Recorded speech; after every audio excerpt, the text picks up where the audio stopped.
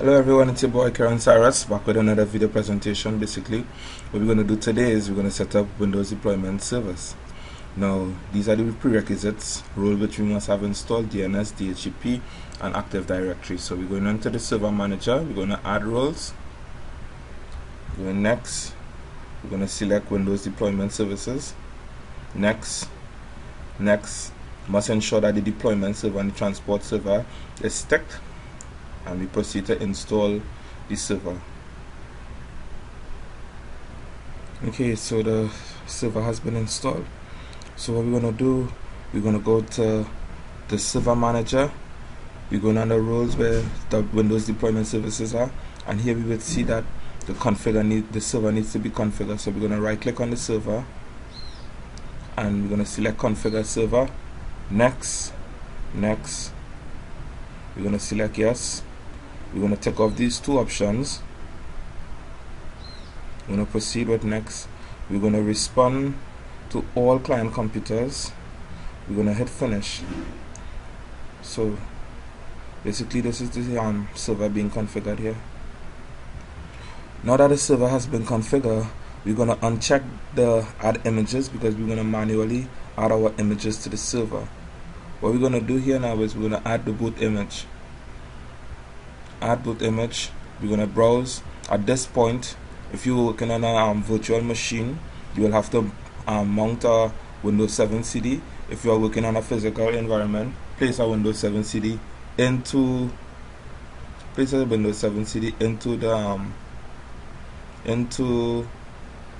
the CD-ROM. Just now let me mount a Windows 7 CD.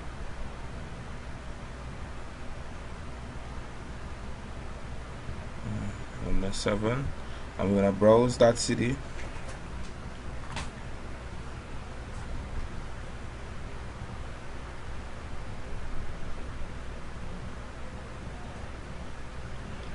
Sources, we're going to select boot.wim. Okay, next, and we're going to allow the server to add the image to it.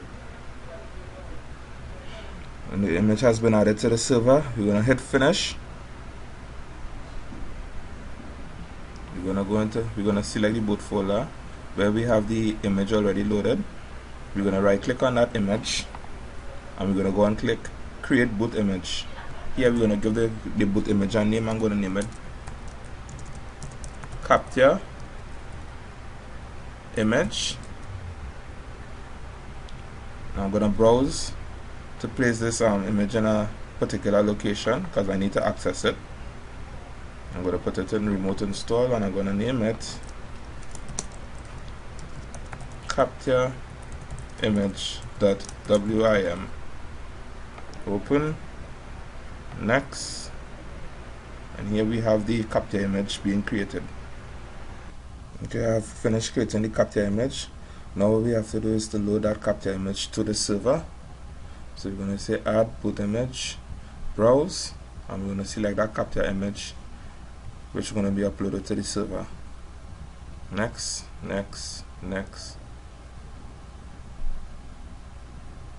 Capture image has now been uploaded to the server. We're going to hit finish. We have two things again to do. We're going to click on this install image folder. We're going to right click on it and we're going to add image group. I'm going to name my image group Windows 7 captured. Right, and the next thing we're going to do is we're going to go into my computer,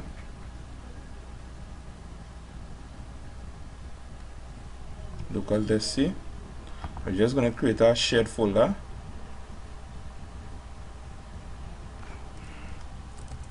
Boss.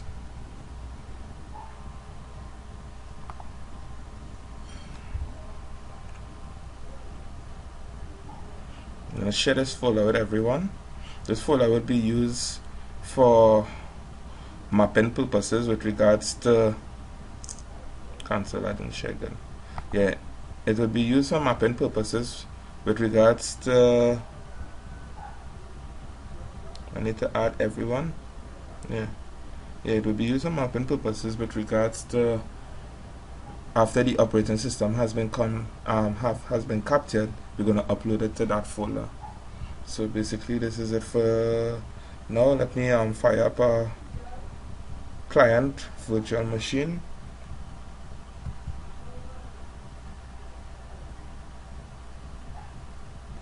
Okay, so we have our client machine. At this point, we must make sure that this client machine is able to ping the server, and also that all firewalls are off. All firewalls must be deactivated on both the client and the server. So we're going to go into my computer, local disk C, Windows folder. We're going to go inside of System32, and from here we're going to browse straight down to a folder named Sysprep. When we find the Sysprep folder, we're going to right click on it and run it as an administrator.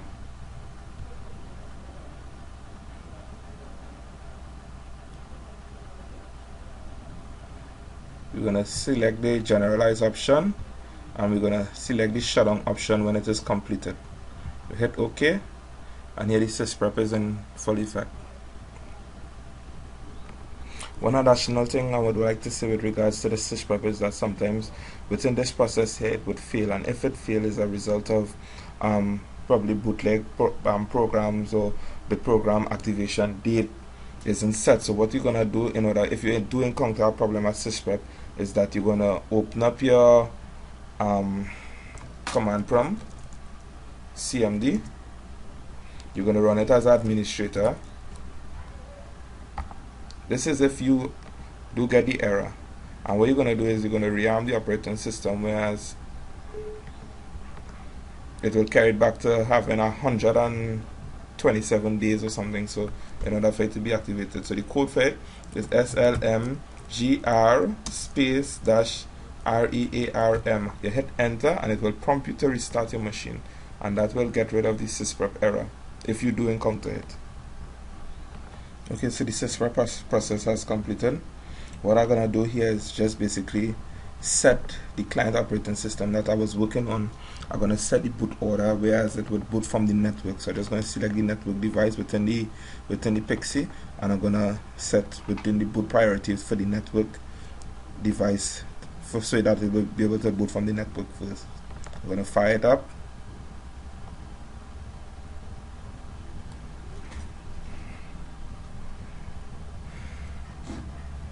I'm gonna fire up this. I gotta go into the BIOS settings. Well, the BIOS settings will be different because I'm working on a virtual machine. So I'm gonna press L to boot from LAN, and I'm gonna press F12 again when it obtains an address from DHCP. So here we have the capture image and the normal installation from the server. We're gonna select the capture image quick, and we're gonna capture this operating system, this client operating system, that is. Here we can see the Windows is loading from the server. This is the server address here, and the capture image which I have created. Okay, so it's loading. Soon the application wizard for Windows deployment server will come up, and here it is. We're going to hit next. We're going to select volume D. We're going to give it a name, the image that is. I'm going to name it Windows 7 capture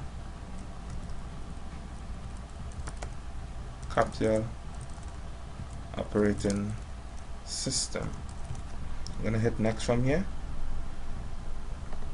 First I'm gonna upload the image to the server when it's done. So in order for it to connect to the server, I need to go on the server here because the server has fell asleep.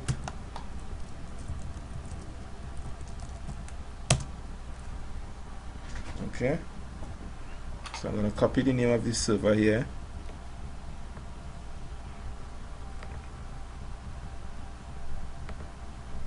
And I just make this smaller so I could see the name of the server.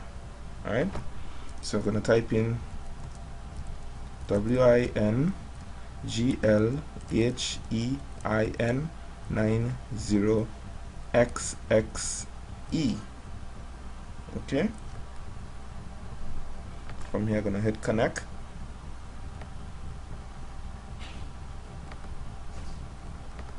Now that I have connect, my domain account, I need to put in my domain account, so it would be access backslash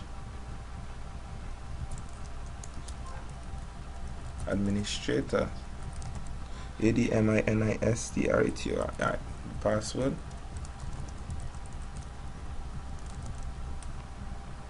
I'm gonna hit OK. From here I'm gonna access this Windows 7 capture. Also,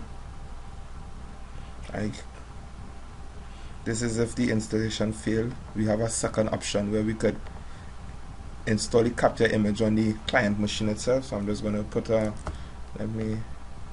gonna put it on the local disk, just in case it does fail. You could still access the image because it's going to be stored at 2 different locations. So I'm going to say capture OS win 7.wim.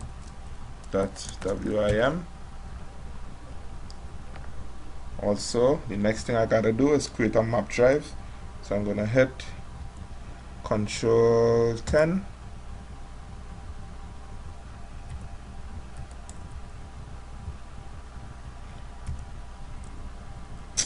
Control Shift F10, sorry, F10. Right? I'm gonna give it the command net use //. Well, it must have a space. Sorry, net use. I'm gonna give it the name G, right? Space //. So what we're gonna enter here now is the server name. So our server name is WIN GLHEIN90XXE.access.com / and the name of the folder boss, and hit enter. Password is invalid. Let me just do over this, probably have an error. Username would be administrator, and the password PASSWORD.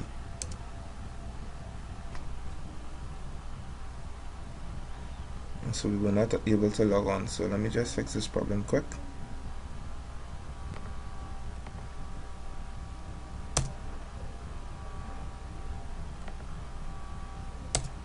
So enter this command here.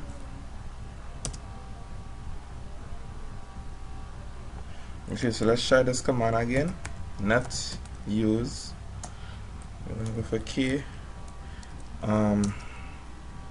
/ the server name WIN GLHEIN90XXE / boss.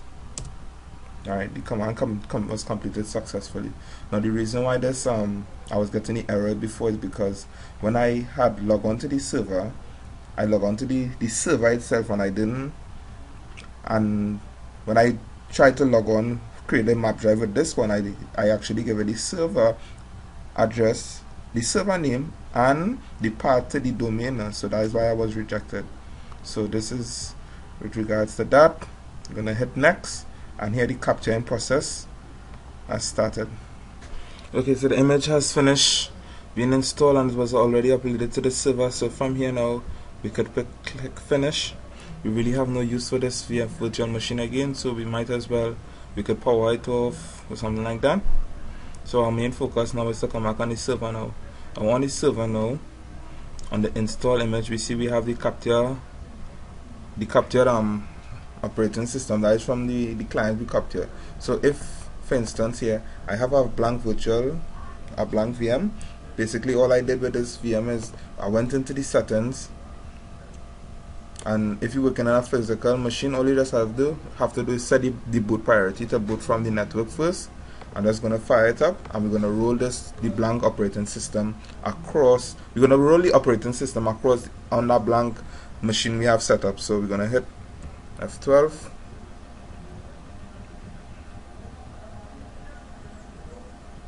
F12, L, F12. From here we're going to hit the normal installation window setup. We're not going to capture it because it's already captured.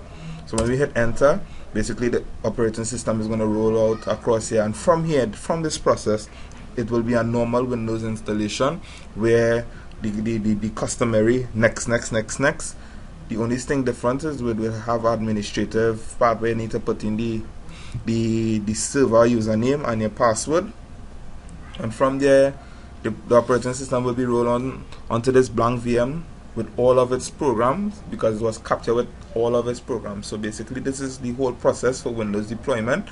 I thank you, and I hope you enjoy and have learned something. Thank you. Comment, rate and subscribe. Appreciate. Later.